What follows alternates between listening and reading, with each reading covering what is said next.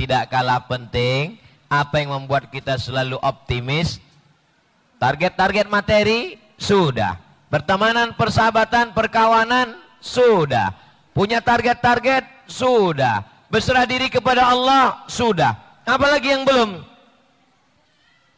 Ada ilmunya. Maka ilmu ini mesti dipelajari dengan baik. Kalau kebetulan tukang, ya belajar arsitek, Institut Teknologi Bandung. Kalau kebetulan pertanian, ya belajar Institut Pertanian Bogor, IPB. Kalau kebetulan bahasa, ya ambil kuliah sastra di Fakultas Sastra Universitas Indonesia. Jadi tidak hanya selesai dengan sholat, puasa, ada ilmunya. Makanya kata Nabi, idza wussidal amru ila ghairi ahlihi, kalau diserahkan pada orang yang bukan ahlinya, nggak ada ilmunya, fantaziris sa'ah, tunggulah kehancuran. Yang pertama yang membuat orang optimis itu adalah mau nggak mau, suka nggak suka, karena memang manusia ini materi. Materi itu artinya benda. Tangan, kaki, darah, tulang, kuku, sumsum ini benda. Maka manusia tidak bisa dilepaskan dari benda. Makanya orang-orang yang terlalu terikat dengan benda disebut dengan materialistik. Sedangkan perempuan yang terlalu suka dengan benda disebut dengan matre. Cewek matre. Terlalu kebendaan. Saking manusia ini terlalu kepada benda, sampai Tuhannya pun benda. Tuhan itu tidak benda, tapi dia mau Tuhannya dalam bentuk benda. Ah, masa iya Pak Ustadz ada orang mau Tuhannya benda? Lihat dalam surat Al-Baqarah. Ketika Nabi Musa membawa Bani Israel nyebrang dari Mesir ke Palestina. Apa kata orang Yahudi? Ya Musa, wahai Musa, lan nu'mina laka hatta narallaha jahrah. Kami tidak percaya kepadamu sampai Tuhan itu bisa dilihat. Yang bisa dilihat itu benda. Jadi yang membuat orang optimis yang pertama itu benda. Ada peningkatan. Apa bendanya? Gaji naik. Apa bendanya? Uang belanja meningkat. Kenapa semangat? Berangkat umroh. Nah, ini semangat karena benda semua ini. Jadi kalau ada orang mengatakan kita ini orang beriman, jangan melihat benda. Loh, gimana nggak melihat benda? Tadi saya habis makan nasi kebuli, benda, kambing, nggak usah saya ceritakan ya. Karena benda ini yang membuat orang jadi iri, ini benda ini. Nanti kalau semangat kerja ada bonus, ada mobil, ada uang tunjangan. Kenapa orang semua mau jadi wakil rakyat? Ya karena benda. Ada rumah dinas, mobil dinas, istri dinas. Benda. Jadi yang pertama membuat orang semangat itu adalah benda. Kira-kira kalau ada slogan menteri baru, gaji baru, bagus apa nggak bagus? Oh, ini setuju semua nih. Benda. Saya sampai ke Masjid Al-Barakah. Melihat masjid ini dindingnya cantik, kaligrafinya bagus. Ternyata baling-baling pesawat masuk juga ke sini. Ini benda. Ini benda semua ini. Jadi kalau masih ada orang mengatakan kita jangan jadi manusia yang materialistik, nggak bisa. Karena kita memang tercipta dari benda. Dan kita hidup di sekitar benda. Maka yang membuat optimis, ia juga benda.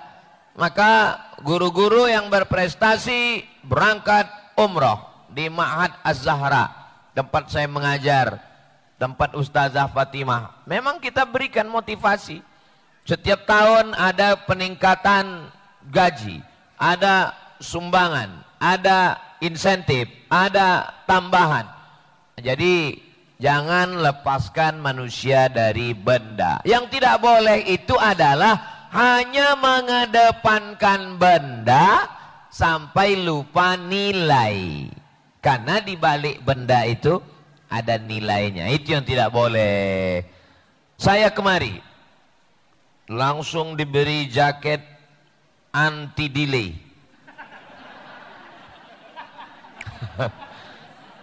Loh, kok Ustadz tahu ini jaket anti delay? Acara jam 10 dimulai jam 10 kurang 7. Nah, ini kan luar biasa. Benda, dengan benda kita menjadi semangat. Nah, maka di dalam Islam itu ada benda. Zakat, zakat itu benda. Dari penghasilan kita, benda, duit, gaji, emas, perak, minyak, bumi, alam, emas 2,5%.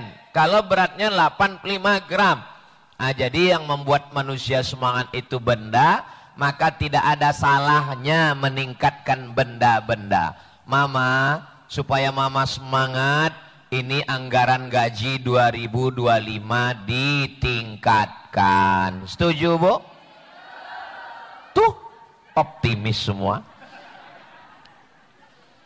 Ketika guru-guru pada masa khalifah didatangkan anaknya untuk mengajar, diberikan insentif, diberikan gaji.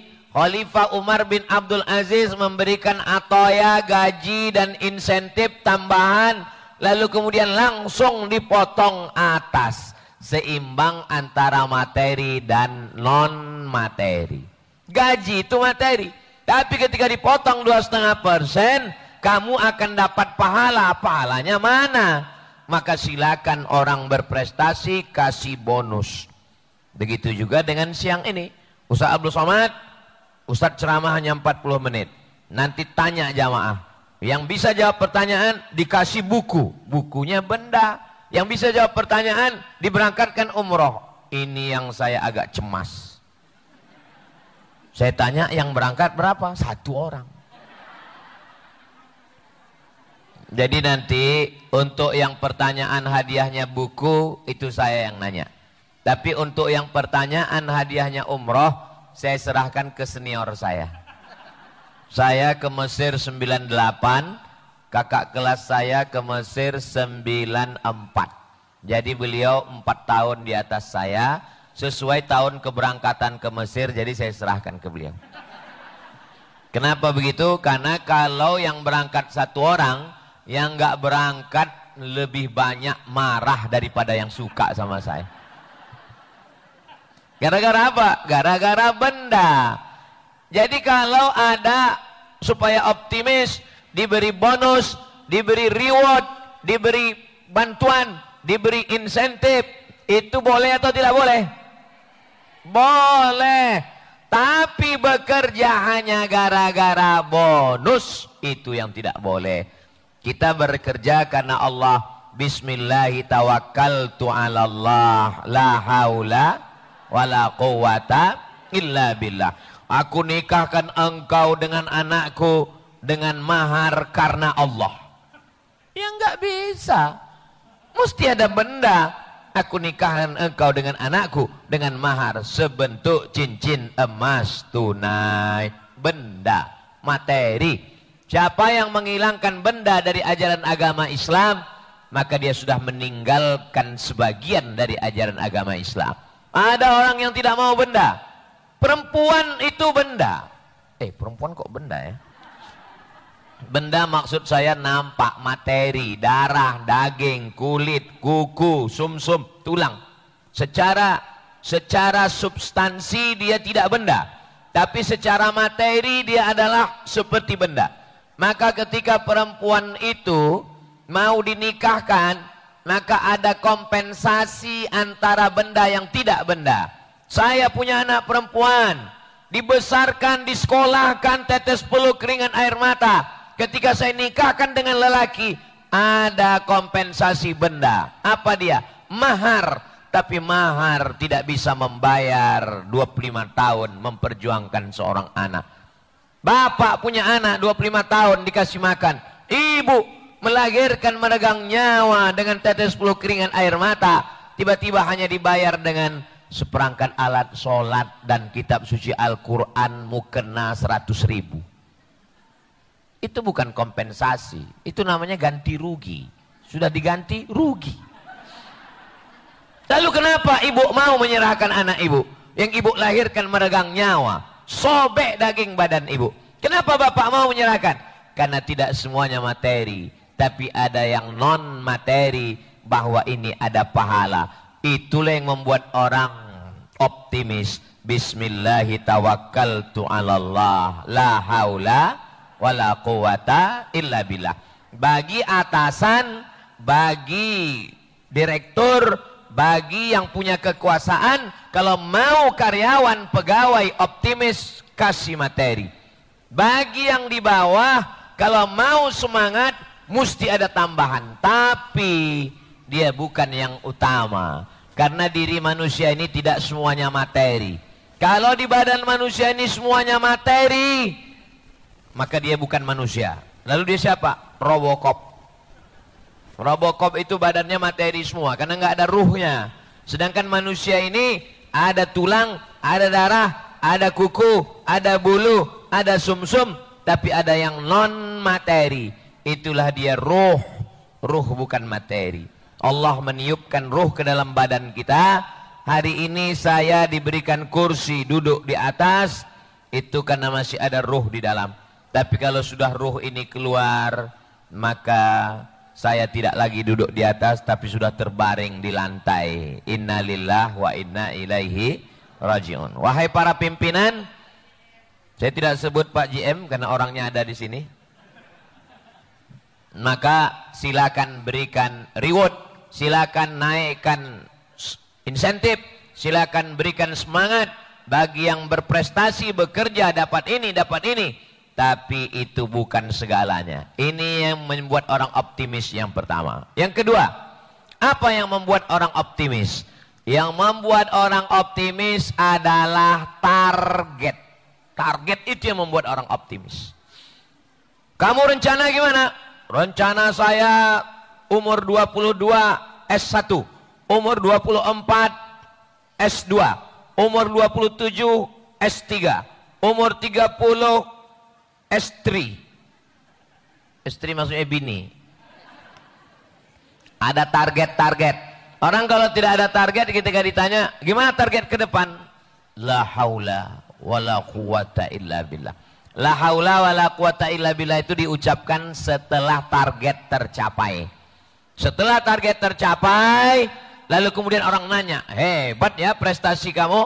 Lalu keluar dari mulut untuk menghilangkan sombong, la haula wala quwata illa billah. Ini semua karena pertolongan Allah. Itu ada target. Ustadz Abdul Somad itu hidupnya pakai target. Oh ya, saya pakai target. Saya sampai ke Mesir 98. Nanti 2002 saya mesti selesai S1. Habis itu saya mesti cari-cari kemana S2. Target saya pertama S2 mau ke Baghdad, Irak. Kenapa Ustadz mau ke Baghdad? Karena Universitas Saddam Hussein gratis. Saya suka nyari yang gratis-gratis. Berangkat ke Makkah melaksanakan haji, kumpul sama kawan-kawan dari Irak. Betul, belajar di Saddam Hussein gratis. Gratis man. Oke, nanti aku 2002 insya Allah akan ke Baghdad, Irak.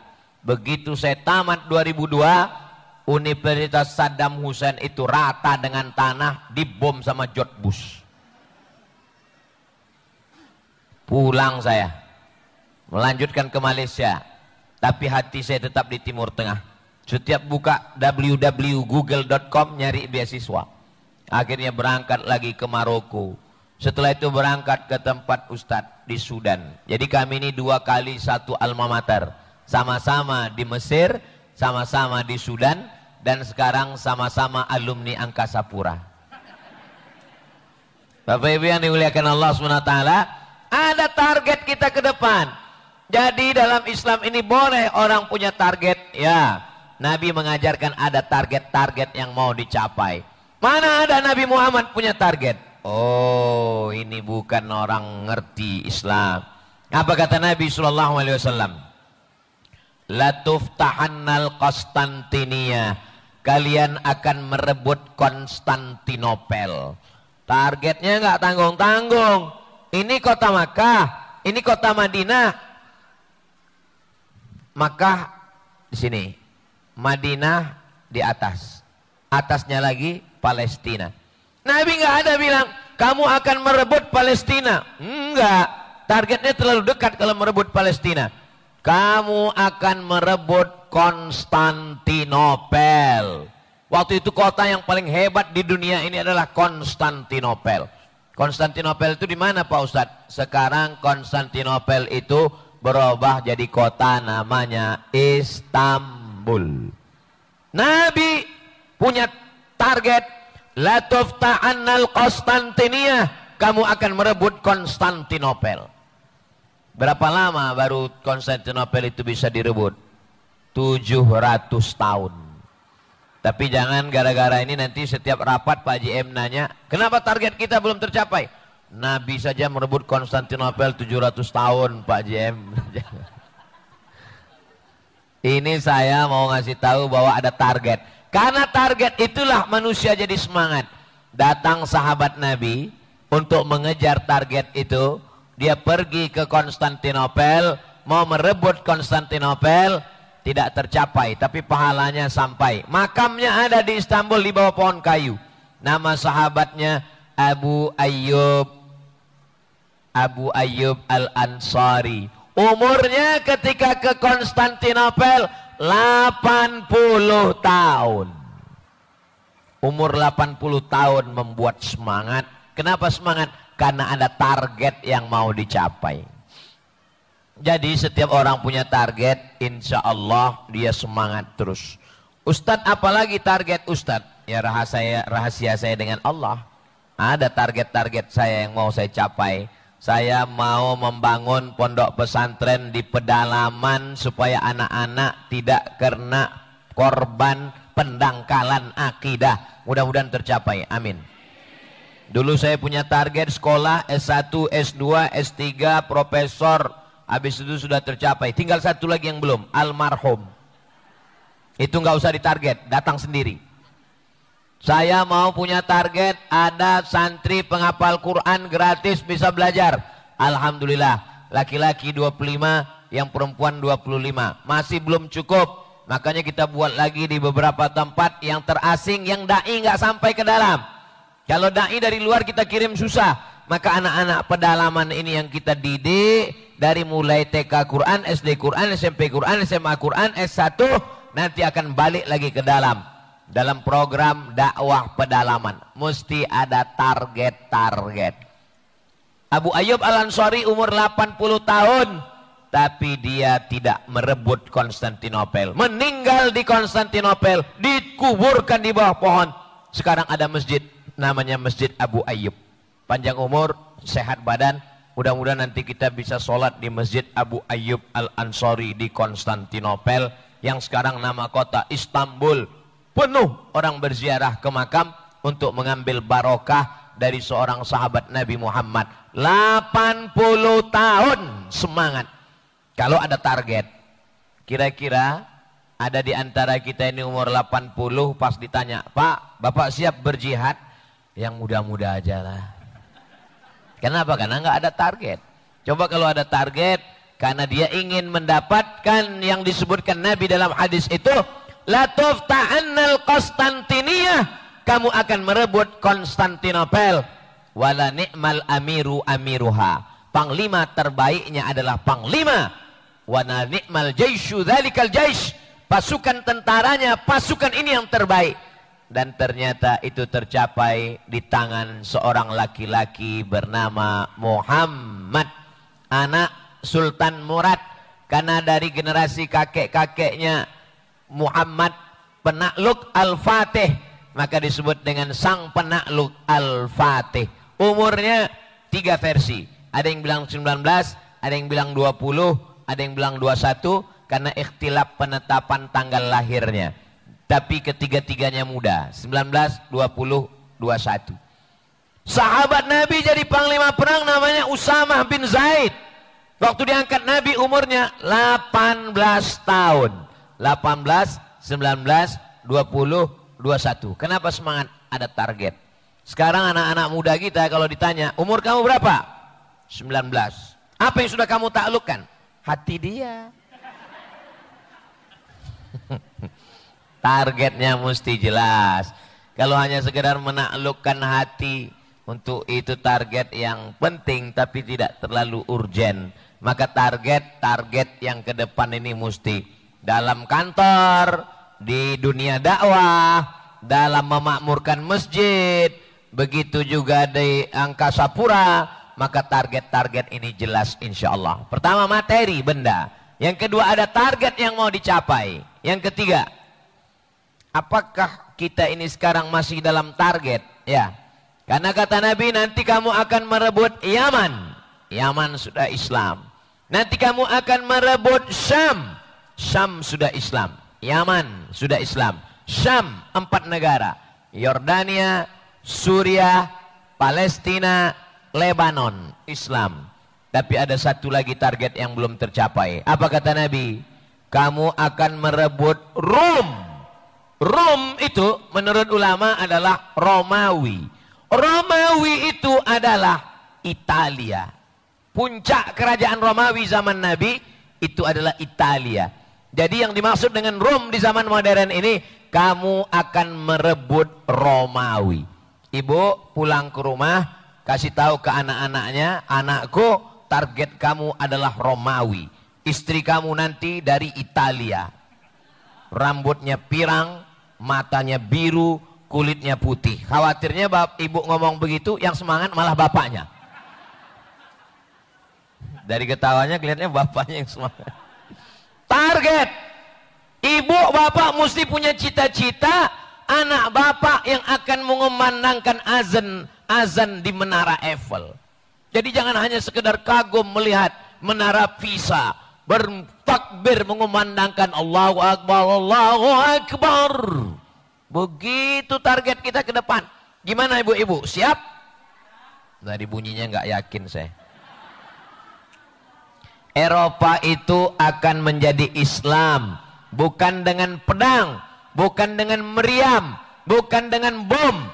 Eropa akan menjadi Islam disebabkan 3. Hati-hati, ini akan keluar nanti dalam pertanyaan. Yang pertama, karena orang Islam bermigrasi ke Eropa. Orang Islam ramai-ramai pindah ke Eropa. Orang Jerman itu diisi oleh orang Turki. Turki ramai-ramai pindah ke Jerman. Sekarang lebih 3 juta orang Turki berada di Jerman. Tunisia, Aljazair, Maroko, Mauritania bermigrasi pindah ke Spanyol dan Prancis. Makanya orang Aljazair di Prancis terkenal. Siapa namanya? Zainuddin Zidane, pesepak bola.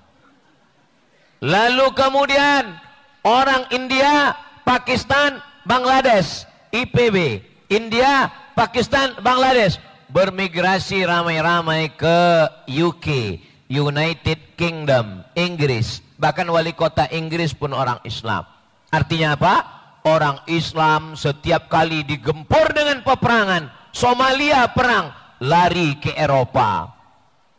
Palestina perang, sebagian dapat suaka politik ke Eropa. Suriah digempur Bashar al-Assad, rakyatnya lari. Sudan berkecamuk, lari ke Eropa. Ternyata itu salah satu cara Allah supaya orang Islam pindah. Karena kalau disuruh pindah, orang Indonesia disuruh pindah ke Eropa, nggak mau. Kenapa? Orang tempat kita enak. Gemah ripah loh jenawi, tongkat dan batu jadi tanaman. Tinggal di Eropa, musim dingin beku, ninggal. Musim panas kepanasan. Tapi di tempat kita enak.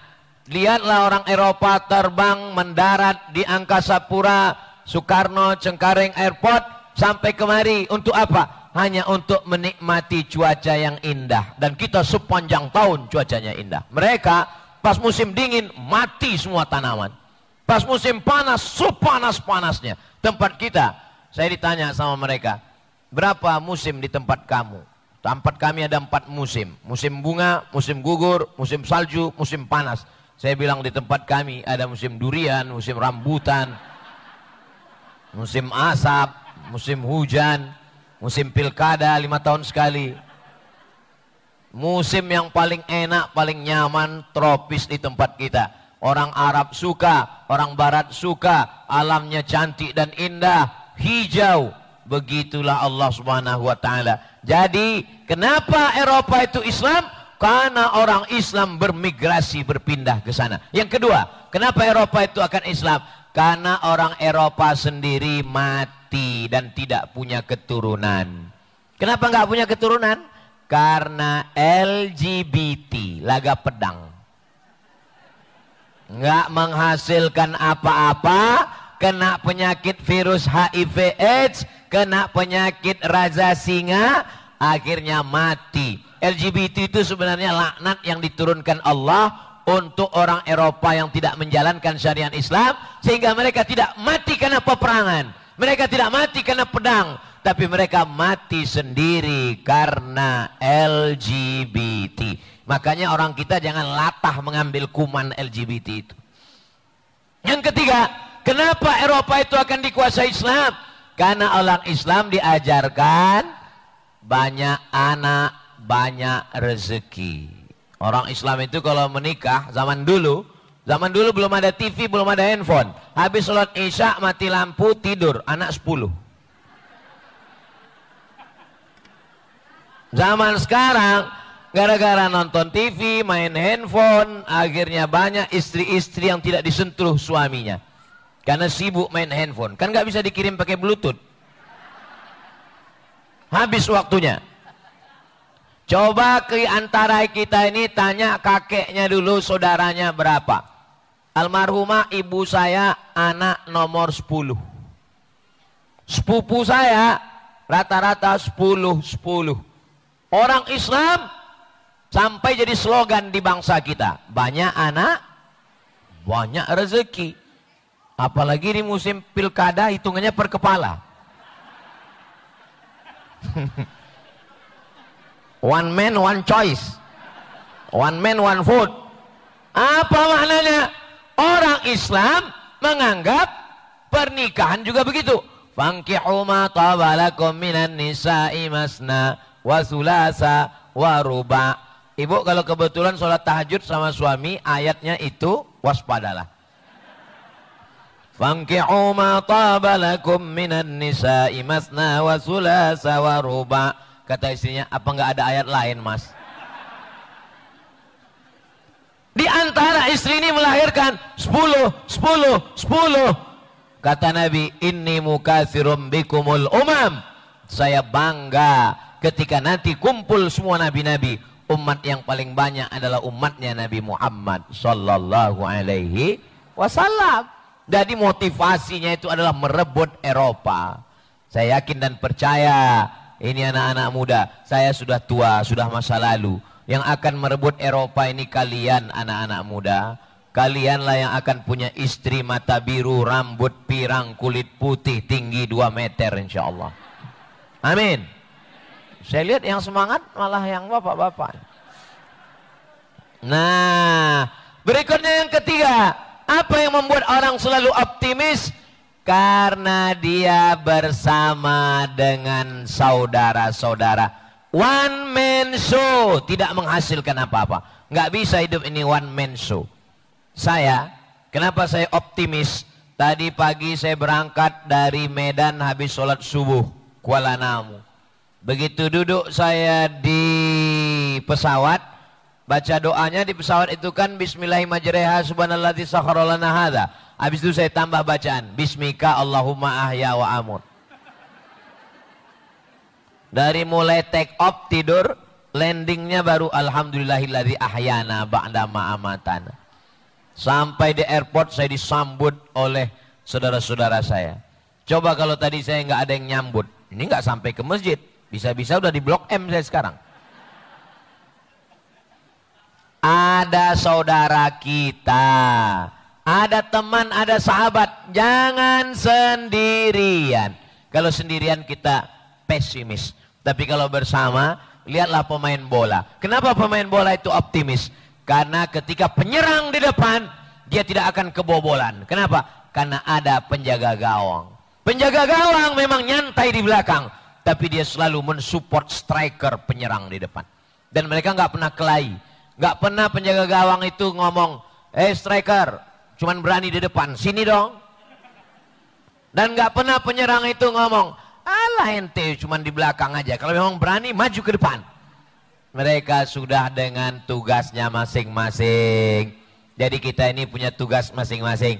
Ada yang ngurus umat dengan ceramah, dengan tausiah, dengan tablik akbar. Tapi ada yang ngurus angkasa pura, yang mengurus perjalanan langit ini. Bagaimana pesawat-pesawat ini? Kalau semua saya ajak semuanya tausiah, ini pesawat bisa tabrakan di atas. Nah, maka harus ada yang mengurus ini. Maka ini kita bekerja sama. Apa kata bapak? Ibu, jaga anak. Pendidikan anak. Mandikan anak. Kasih anak makan. Bapak silakan jauh terbang memandang. Sejauh mata memandang, bapak pergi terbang. Tapi nanti dia akan pulang ke rumah. Bagi-bagi tugas. Ini yang membuat kita selalu optimis. Saya optimis. Pondok tetap jalan. Kenapa? Di pondok ada ustazah, ada ustadz yang ngurus. Saya terbang, tapi nanti saya pulang ke rumah hari Selasa, hari Rabu, hari Kamis ke rumah. Kalau kita one man show sendiri, kita stres, kita lelah, kita letih. Bapak GM, beliau arahkan kepada divisi-divisi. Menteri, di bawahnya ada dirjen. Presiden, ada gubernur di provinsi. Gubernur, ada kepala dinas, kepala badan, kepala kantor yang ada kepala maupun tidak berkepala. Kapolri, ada Kapolda, Kapolda, ada Kapolres, Kapolres, ada Kapolsek, Kapolsek, Babin Kamtibmas. Nah, ini semua bekerja sama. Allah SWT itu maha kuasa, ya. Tapi kenapa mesti ada malaikat? Ada malaikat menurunkan rahmat, ada malaikat mencabut nyawa. Apakah Allah itu tidak kuasa? Innama amruhu iza arada syai'an ayyakula lahu kun fayakun. Tapi kenapa Allah SWT tetap ada malaikat? Allah mau mengajarkan manajerial, the right man on the right place, orang yang tepat di tempat yang bagus supaya tugas ini. Maka saya yakin dan percaya, saya optimis terus karena kita punya tim. Kita bekerja tidak one man, tapi kita bekerja a team, satu tim yang solid dan kuat. Yang keempat adalah di balik badan yang gagah perkasa ada pertolongan Allah. Apa kata Abu Bakar Siddiq? Nanti kita akan ditangkap kafir musyrik ya Muhammad sallallahu alaihi wasallam. Apa kata Nabi? La tahzan. Don't be sad. Jangan sedih, jangan takut, jangan cemas. Innallaha ma'ana. Allah ada bersama dengan kita. Saya kalau menganggarkan diri saya sendiri saya lemah. Tapi ketika saya serahkan semuanya kepada Allah, masalah saya besar. Allahu Akbar. Allah Maha Besar. Serahkan semuanya kepada Allah. Inna salati wa nusuki wa mahyaya wa mamati lillah. Tapi penyerahan ini setelah rapat, setelah meeting, setelah target, setelah materi, setelah semuanya baru serahkan pada Allah. Saya nggak mau gara-gara tausiah ini nanti pas rapat bagaimana planning kita 2025, bagaimana insentif, bagaimana reward, bagaimana target, kita serahkan semua pada Allah. Belum apa-apa harus serahkan pada Allah. Siapkan dulu kendaraannya, siapkan minyaknya, siapkan drivernya, siapkan Sherlocknya.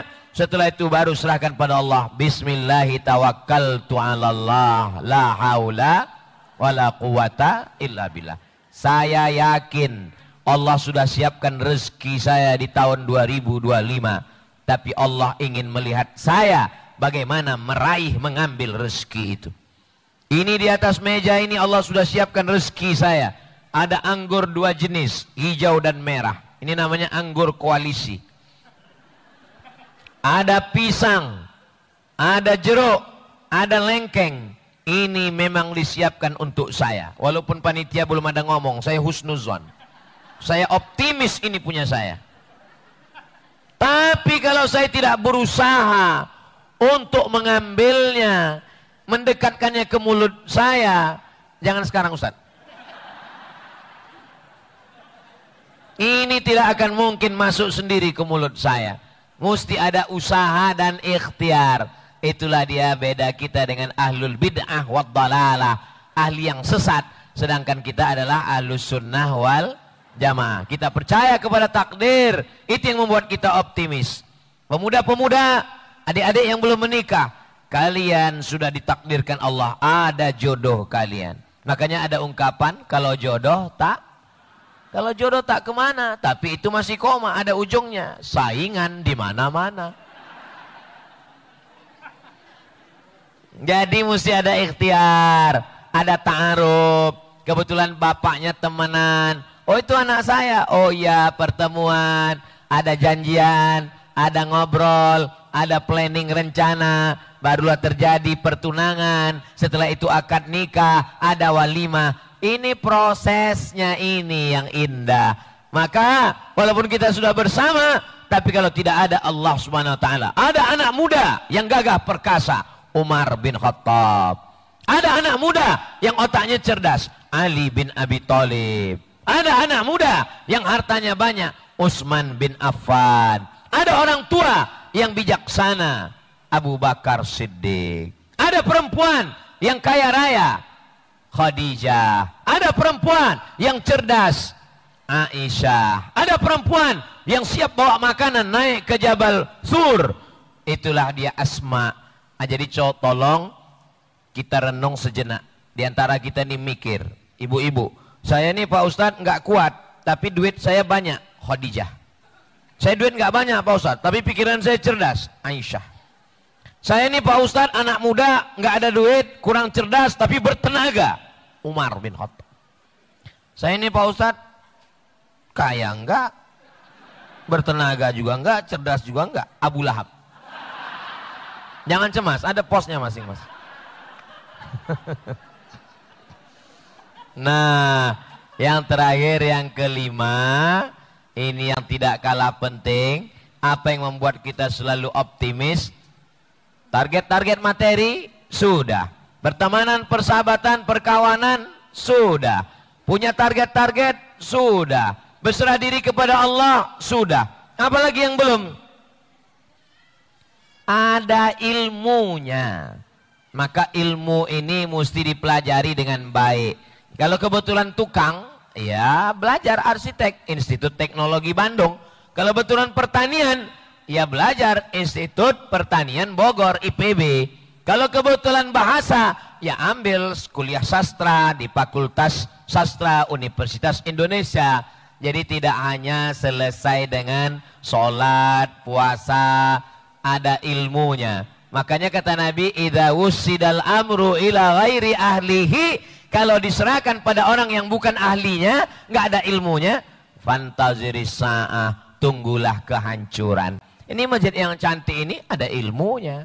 Pesawat bisa terbang, ada ilmunya. Saya Ustadz LC Al-Azhar Mesir, S2 Maroko, S3 Sudan. Saya profesor di University Islam Sultan Syarif Ali Brunei Darussalam. Saya insya Allah berilmu.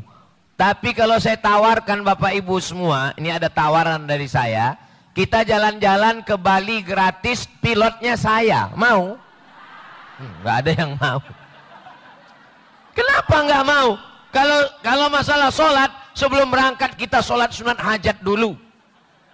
Masalah doa, sebelum berangkat saya yang bimbing baca doa semua dulu. Sekarang saya tanya sekali lagi, mana tahu berubah pikiran. Kita minta proposalnya, saya akan minta ke Pak GM. Pak GM akan mengabulkan satu pesawat untuk kita. Kita akan liburan tahun baru ini ke Bali. PP, saya pilotnya. Mau? Kenapa nggak mau? Padahal sudah bertawakal pada Allah. Alasannya satu, karena nggak ada ilmu. Saya nggak sakit hati waktu ibu, tapi tolonglah, walaupun nggak mau janganlah terlalu kuat seperti itu. Apa salahnya bilangnya enggak, kan cukup. Nggak mau. Jaga juga perasaan kita kan. Materi mesti ada, target mesti ada. Buat sebuah tim, jangan one man show. Serahkan pada Allah, Allah bersama kita. Tapi mesti dibarengi dengan ilmu. Sejalan antara rasional dengan intelektual. Sejalan antara material dengan spiritual. Mudah-mudahan 5 bekal ini membuat kita optimis menuju tahun perubahan 2025 insya Allah. Amin. Ya Rabbal Alamin. 40 menit berlalu. Berikutnya akan saya serahkan kepada Ustadz kita untuk membimbing masih di jalan yang benar. Untuk dialog interaktif. Terima kasih. Wassalamualaikum warahmatullahi wabarakatuh. Waalaikumsalam warahmatullahi wabarakatuh. Barakallahu fiik ya habibi. Baik, apa yang tadi disampaikan masih terserap? Bu, dicatat.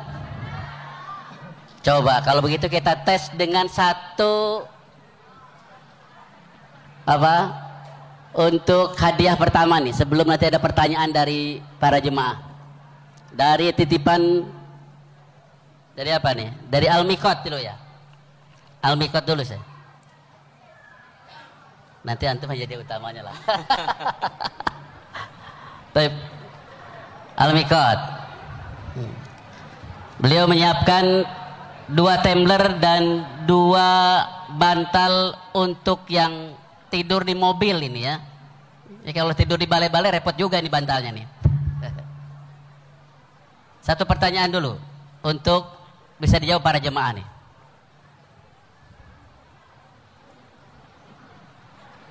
Baik. Siapa yang membuka Konstantinopel? Angkat tangan. Mana dari panitia? Wah, panitia nggak ngumpul di sini. Banyak kan ini. Oh, yang ini. Ustaz yang nunjuk aja. Iya, baik.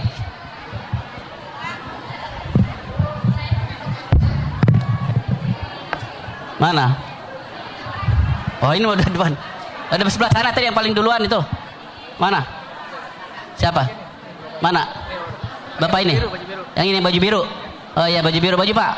Diri Pak, diri Pak. Sebutin Pak, namanya dari mana?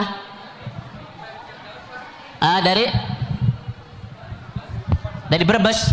Jauh amat ke sini Pak. Oh iya, baik. Apa siapa Pak? Muhammad Al-Fatih. Betul saya? Oh betul, kata kalau profesor yang menyebutkan betul udah sahih itu. Baik. Kasih satu aja, tumbler. Satu bukan dulu satu. Itu ya apa bungkusnya satu. Ah, itunya. Baik. Ah, sekarang lanjutkan dengan kalau ada pertanyaan. Alhamdulillah sekarang kita udah sampaikan tadi materi sama Al-Mukarram, guru kita. Sekarang justru dari bapak-bapak dan ibu-ibu ini yang bertanya. Siapa yang mau bertanya? Angkat tangan. Bapak-bapak juga. Ayo Pak, berdiri Pak. Kasih mic-nya. Yang bertanya dikasih tumbler juga. Tadi yang jawab pertanyaan, sekarang yang bertanya juga dikasih. Ya tenang, ibu-ibu tenang. Baik, assalamualaikum warahmatullahi wabarakatuh. Waalaikumsalam warahmatullahi. Mohon izin bertanya Pak Ustadz, terkait tema kita optimis ini, bagaimana cara menyikapi perbedaan pendapat dalam menjalankan suatu pekerjaan, bersosialisasi dan khususnya agar tetap bertakwa kepada Allah Subhanahu wa taala. Baik. Terima kasih Pak Ustadz. Berbeda pendapat itu tidak masalah. Yang selalu jadi masalah itu berbeda pendapatan.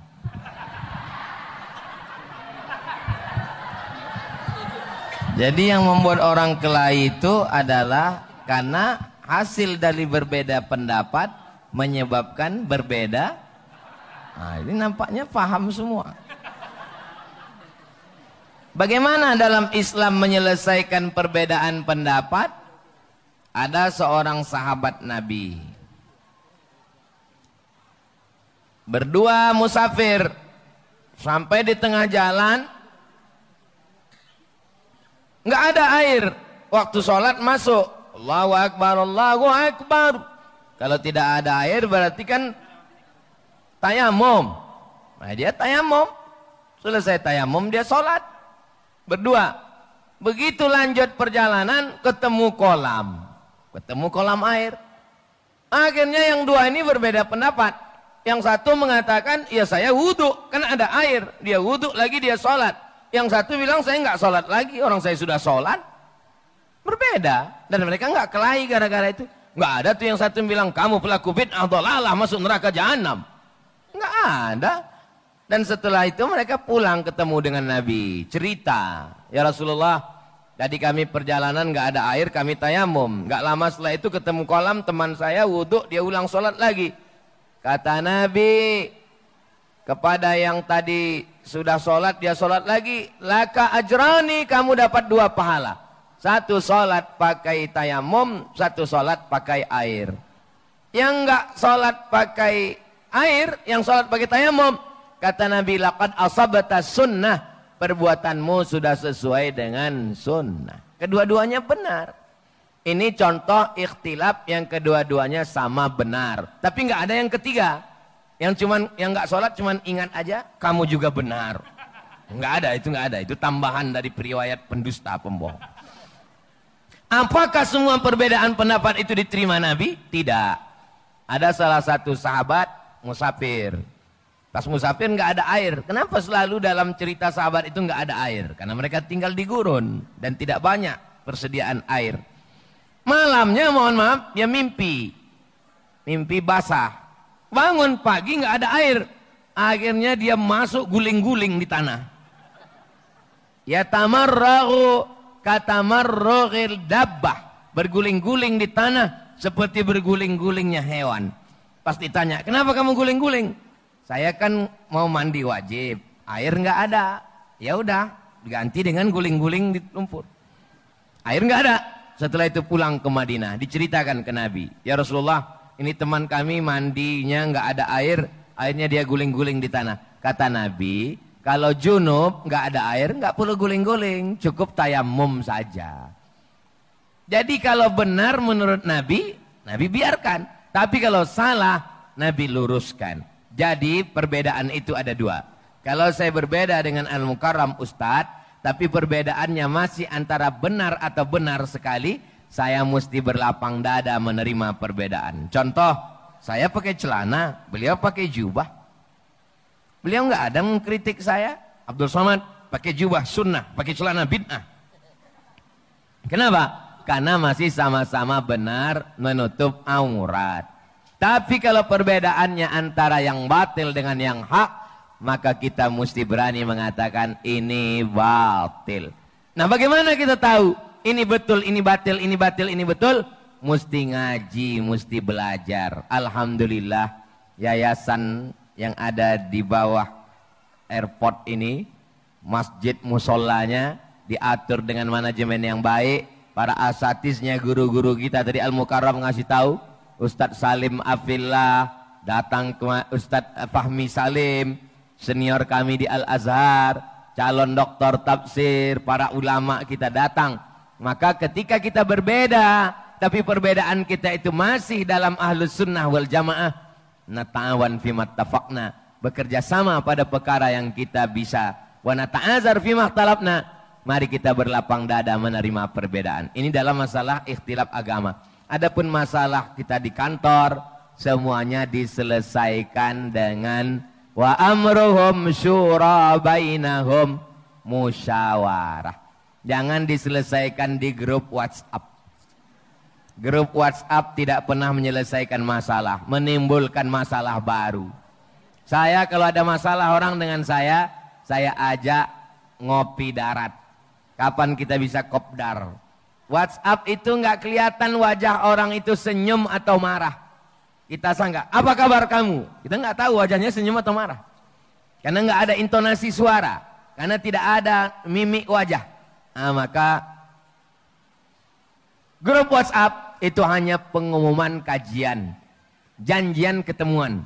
Menyelesaikan masalah adalah ketemu langsung. Wa amruhum syura bainahum. Alhamdulillah. Beberapa masalah selesai dengan kita berkomunikasi dengan baik. Jadi dalam masalah agama maupun dalam masalah pekerjaan, kita selesaikan dengan asas musyawarah mufakat. Itu ajaran Islam dan tradisi dari nenek moyang kita dulu, insyaallah. Demikian, wallahu a'lam bishawab. Baik, terima kasih, jazakallah khair. Selanjutnya pertanyaan untuk door prize ini. Bu, belum ditanya udah nyacung duluan. Bingung sayanya ini.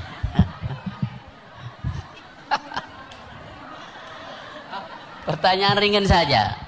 Tadi bapak-bapak 2, sekarang gue khusus ibu-ibu nih. Khusus ibu-ibu ya. Supaya nggak berat sebelah. Konstantinopel itu sekarang ada di negeri mana? Ada 300 ini yang mana?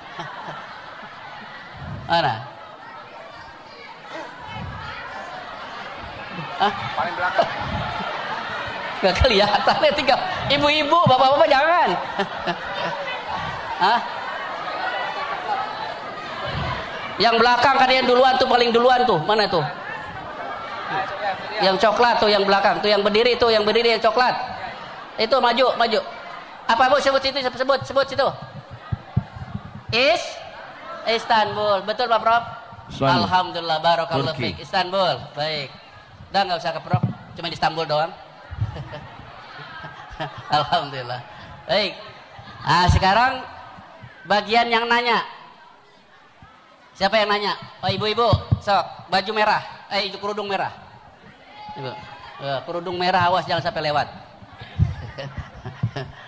Ya Bu, silakan. Bismillahirrahmanirrahim. Assalamualaikum warahmatullahi wabarakatuh. Waalaikumsalam warahmatullahi wabarakatuh.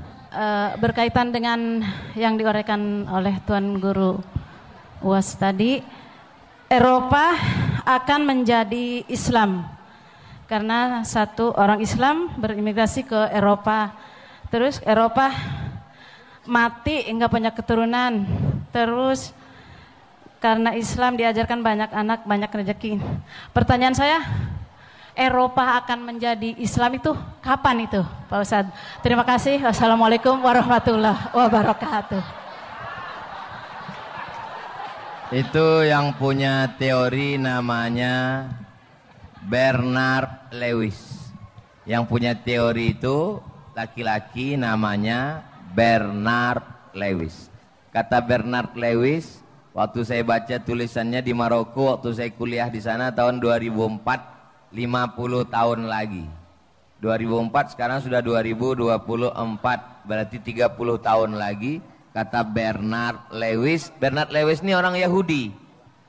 Itulah yang menyebabkan ketakutan Eropa. Tulisan Bernard Lewis tentang Eropa akan dikuasai Islam, akhirnya orang Eropa ketakutan nanti orang Islam akan menguasai Eropa. Ketakutan terhadap Islam itu yang disebut dengan Islamophobia. Islamophobia, takut terhadap Islam. Orang Amerika, orang Eropa itu psikologisnya ketakutan. Takut.